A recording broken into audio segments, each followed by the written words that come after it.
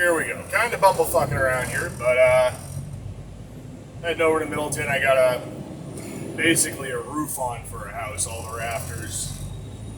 Nice long 42-foot LVL over the cab. You can't see it. So we're gonna pick up where I left off in part 2. So as I said, I knew the guy who was in the truck that I wanted a job for. Because you got multiple jobs at any company, and you don't want to stay at your entry level position forever, breaking rocks or picking things up and putting them down. So I talked to my boss. I'm like, hey, listen, I've been sitting on this CDL for however long. I've been driving truck for you, a small truck below CDL, but wasn't too bad. I want to go cut my teeth. I want to go drive truck and trailer, figure out weight, because weight's a big thing. There's lots of people, they go, I'm just one guy. I have one perspective from my point of view. So you got guys that go in and they work for the big three, like Swift, Warner, you name them. And they drive an 18-wheeler and go long distances over the road and get home occasionally. Well, I found a company and I was running live floor. Now, live floor in the Northeast, you can go to 102,000 pounds, right? Your average 18-wheeler, I'd say pretty much all, rated to 80,000 pounds. So that's an extra 20,000 pounds. Or 11 ton, really. Now, talk about weights another time. But that was interesting for me. I'm not driving an 18-wheeler. I'm coming in, and I got a day and a half in a truck with a guy. And he's the guy that got me the job. He's the guy that said to the guy I was working for, put him in the truck. It's the worst that can happen. Well, having only followed him for a day and a half, and he rode in the truck with me for one trip out to New York, to a landfill out there, kind of showed me the ropes, saw that I could shift, or would figure out how to shift pretty soon. Saw that I was pretty aware of the size of my truck. It was a 53-foot trailer and a Kenworth T700, nice sleeper cab. It was a nice truck. It ran good equipment. So I do it. I get a run that you do about round trip every day. I'd start at J.R. Venegro in Jonestown, Rhode Island.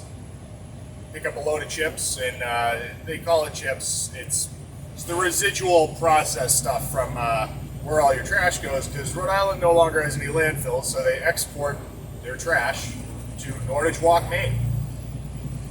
So I'd go up to Nordage Walk, and then I'd probably go to one of three places, be it Midwest Price, MBI in Auburn, and I'd pick up raw bark or mulch. There's a difference, not important. And I'd bring that back down to a yard in Peabody and drop it off, where they turn the raw bark into mulch. And there's a lot of work there, man. I think the tear weight on my truck was something like 45,000 pounds. So I've got 57,000 pounds payload, paid by the ton. The thing about that job, excuse me, that was hard, was you're paid for what you put on the ground. You're paid for what you deliver. You're not paid for your time. And so you could work 70 hours in a week, 76. Work as much as you can. Doesn't necessarily mean you're getting paid for your time, you're getting paid for your productivity. And I was all right with that. But, the rates weren't great, and I was getting a little green in the gills because driving 560 miles on your average day. So it was good, man. It was a good experience. I learned a lot. I learned my limits. I keep seeming to find my limits. Apparently my limits were working 76 hours a week and going to drill for the National Guard, it seems that next Monday when I got back in the truck and slept overnight at a rest stop or wherever as far as I could get, I'd have a little trouble waking up in the morning. And my boss calls me, he busts my balls. He's like, why are you doing this National Guard thing? It seems like, to him, that I only sleep in after drill. I'm like, you're absolutely right, Peter. So, and this is where I'm going to get into, I think it's really good to diversify the things you're trying to do while you're looking for what you want to do. And I tell you, I wasn't really sure this was exactly the job I wanted long term until about 2 years ago. So I was wearing a lot of hats, and I still wear a lot of hats. There's a lot of things I like, there's a lot of things I'm interested in, but at the end of the day, you need something that's going to pay the bills. There's lots of stuff that's fun to do and exciting, you can grow and learn. And there's a lot of that here at this job too. You know, the way I look at it, you can come into a job and just sit in a truck and make it go forward until you reach your destination, then take things off the truck. That's about the bare minimum. Get the stuff to the right location in the same condition you received it in. Try not to break shit, keep the rubber side down. These are the core tenets. That being said, if I show up and do the bare minimum, and I would say this for anyone, if you show up and do the bare minimum, it's going to be really hard to argue for regular increases in your pay based on what new things you pick it up. What are you learning? How much money are you saving the company by looking at things and addressing problems before they become unmitigated disasters? Recently I've taken up into greasing equipment, not just my equipment, but we unload trucks with a Moffat, and it's a fairly complicated, extremely expensive piece of machinery that does just about everything we need it to do. The wheels articulate sideways. I do deliveries in Boston, Jamaica Plain, Somerville, Dorchester, in the city. And the current state of building in the northeast of Massachusetts is they're putting houses on top of houses, man. You gotta get creative. And you gotta know what you're doing. So, I'm gonna go back to it and try and justify my position. You can reasonably put just about anyone in the truck, and given sufficient time and instruction, they'll figure it out and they'll be minimally productive for you. But what I think is, there's a difference between a driver and a steering wheel holder. So to me, a steering wheel holder is somebody that maintains one lane on a highway until they exit the highway and then get very confused in how to operate their truck. They've never patched a tire. They don't know how to patch a tire. Plugging a tire, man. Plugging a tire will keep you rolling. It'll keep you making money. It'll keep the company making money, and it'll make both parties happy. I see a lot of people today that seem to have the idea that companies and corporations are just there to extract the labor of the proletariat. All right, there's a little bit of argument here. Maybe the politicians would like to treat us like mushrooms, keep us in the dark and feed us shit. Well, guess what? We live in a free country. You have access to all the information you want. You can spend as much time as you want educating yourself and growing yourself as a person. And I think that's really my mantra. Stop looking at the things that aren't going right. Well, let me rephrase that. You can look at the things that are not going right. And instead of saying, everything's wrong, I hate it, I don't like this, problem, this cynicism and pessimistic mentality that has gripped a lot of people in our nation. I gave that bike a little extra. I'm getting a little close to the cucker sucker. This is an automatic transmission. I don't particularly like it. It's not. It works, but it's just about that. It's the only thing we can't change about the truck, unfortunately. So, when you go into any endeavor with that cynical mentality, you're going to get what you put into it, as opposed to going into something with the idea of making it better for all parties involved. I believe, if you do the best for somebody and they see that consistently over time, they have a moral obligation to adequately compensate you. Moral obligation is probably not the right word, but whatever. My vocabulary is not great. But there's another end to this. By making yourself valuable or even indisposable to a company. Oh, that was very nice. Somebody actually stopped to let me go in this intersection. Thank you, nice lady. And that's another thing. You talk about attitude. You can go into a place with the wrong attitude, and I know I've done it. And that's exactly the attitude you're going to get back. So, the cynicism and entitlement I see from a lot of the people, frankly, from my generation. I'm kind of the very beginning of the millennials, born in '87. The generation that was raised by the internet and given participation trophies. Listen, I get first, second, third place. You get first, second, or third, you have somewhere to move up to. But if everyone gets a tiny little dinky trophy that doesn't really mean anything or have any value, well, they don't learn to appreciate the value of consistency and hard work. And the thing is, anything worth having does not come easily. Anything worth doing hurts a little bit. I believe you give a part of yourself to everything you do.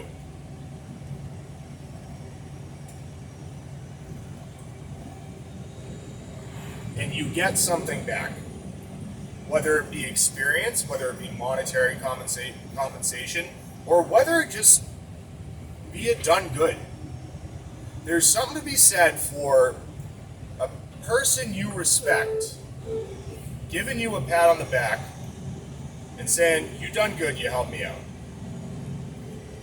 Now, there are a lot of people out there that can see others being successful where they have failed, and instead of saying, "I want to do that," they get it twisted. They do this thing in their mind where they're like, "What do you think, you're better than me? How come you're doing the thing that I didn't do for 10 years? Well, because it needed to be done and nobody else was doing it. And there's plenty of people in this world, be it politicians, coworkers, family members, you name it. There are plenty of people in this world that are fully willing to pass the buck. If you want to pass the buck and say that's not my problem, if you want to look at the current deficits and just say, we're just going to spend more and borrow more, we're going to pass the buck to the next generation. Well, the next generation is going to pay for that with interest. Interest is a funny thing, especially compound interest. So here's my point. Eventually the buck stops. And if you make yourself the person that the buck stops at, there's a lot of power in that. There's a lot of power in being the person that fixes other people's mistakes and not begrudgingly.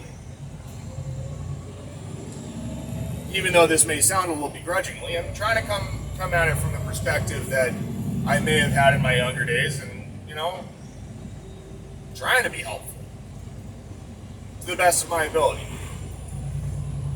But some ideas are hard to articulate in a video where my memory on my phone is rapidly running out. So I'm going to go back a little bit. I know I'm all over the place.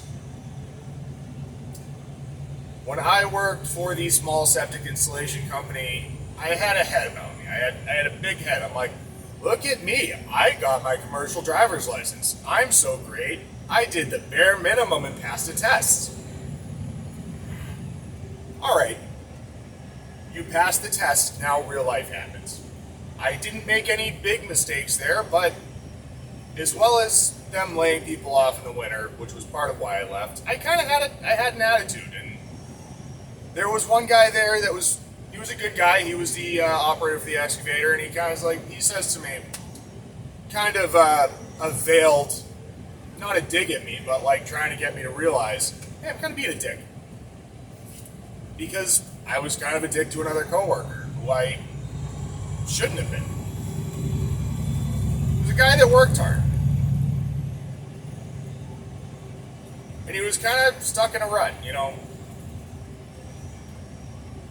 So he had an attitude and I gave it back, and really what I should have done is just felt a little sorry for him and helped him out where I could. Yeah, he had a mouth about him too, but so did I.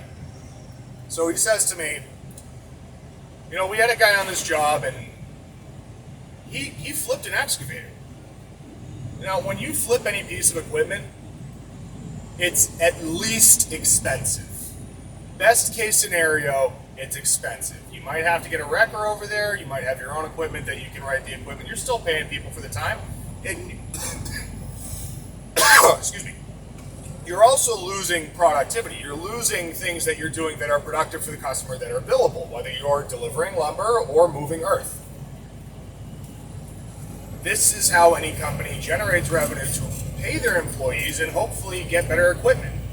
Because it's one thing to get paid, it's another thing to get paid and be in a truck that you hate being in. So he said, like I said, he says to me, he rolled a piece of equipment, decent sized excavator, and they didn't fire him. They busted the balls a little bit, and they're like, well, you learned something today. Because he had a good attitude, because he was a nice guy. So it kind of goes back to my earlier point. You can't blame people for being in your way until you get out of your own way.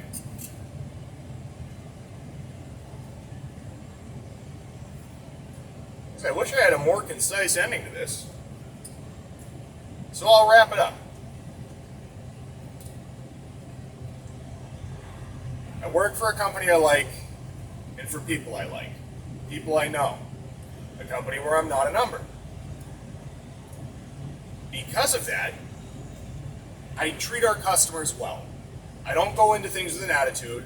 I go into it with the mindset of, where can I place this stock that's going to be best for the customer? Even if no one's on site, I can look at the situation, kind of depending on the framer, the contractor, I'm like, what would they want to do with this? How can I make their life easier so that they want to buy from us again? So that 10, 15, 20 years from now, this company still exists. I still have a place to work. It's close to my home, so I can be home with my family. And so that I can pay my bills, take care of my house, improve it, and hopefully pass whatever I can on to the next generation. So when you stop looking at things as, this is a dead-end rut, as opposed to, I can learn some things from this, even if I don't particularly like what I'm doing. I can see how people behave when things are not productive. And because of that, you work at a bad company or two, you begin to see the signs of maybe you got into a bad company sooner. And once you've worked for a good company or two, you'll see that sooner. And once you stop saying what's in it for me and do what's in the best interest of all parties involved, do it for a year or two and see if you're adequately compensated. And if at that point they haven't, time frames are relevant. If you're making a company a shit ton of money, get your share and tell them this or that. This or that being, I will do this, I will do extra, I will take on responsibilities, I see where we're having trouble, and I would like to help with those problems. I will do that in the expectation of being compensated. then you have not only the moral high ground, but you have a justification for why you should get what you want. Be it better working conditions, better safety, better pay, better benefits. I would say you don't necessarily need collective bargaining if you are your own best representative through your actions. You can say all the words in the world, make all the promises. What matters is when the rubber meets the road, what are your actions? Does the buck stop with you, or do you pass the buck on to somebody else for somebody else to do it? I can tell you what, personally, I'm guilty of both. I like to have a work-life balance. That being said, when there's work to be done and when I'm needed, I'll put in the extra time and I'll try and get something done that's actually productive. I'll wrap it up there. I wish I had some better stuff today to say, and hopefully you find my little nuggets of wisdom, I'll call them little, from 15 years in the workforce. I joined it at 17, I'm 32 now, to be helpful for you. All right, if you enjoyed this, drop a like, maybe a share. If you think it'll help someone, share it to them. Don't just share this because, I like this guy, he talks good, because I don't. If you think this will be helpful to someone and you want to share it, that'd be cool. All right? So, if you got this far, man, thanks for listening to the end. Listen to me ramble my stream of consciousness, and have a good one. Keep hammering.